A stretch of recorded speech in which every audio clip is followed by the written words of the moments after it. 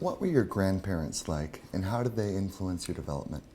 One set of grandparents lived on the East Coast, and I was raised in Houston, and so I saw them in the summer times and talked to them here and there on the phone. And the other set of grandparents, one of my grandparents had passed away just before I was born, and the other lived somewhat near where we lived growing up, but we didn't really see him all that often, probably only a few times a year. And so my grandparents, they were wonderful shaping influences on my life, and yet I guess I'm one of those generations where, we didn't grow up with the grandparents right around the corner being a really, day-to-day influence on our lives. It was like a special occasion. It was something that we really enjoyed, getting to go see our grandparents, and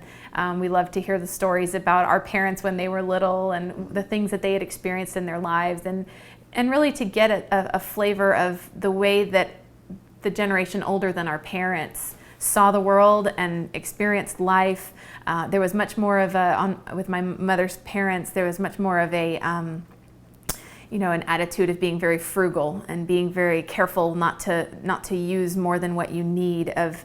really anything. Don't take too long of a shower, or that you don't need that much to eat, or you don't need that many clothes, or you don't need that much of this, that, or the other. And that really came out of the World War II era that they lived through, and that those kinds of mentalities and those kinds of ways of being were really helpful to learn, to just see how our parents, what kind of environment were our parents raised in, and who were they looking to every day, the way that we look to our parents. So they've been a wonderful influence on who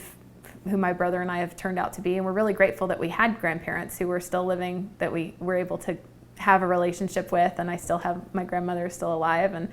she's just become a great grandmother again. So she's really happy about that, and it's a beautiful thing that people are living longer these days, that we can continue to have those relationships.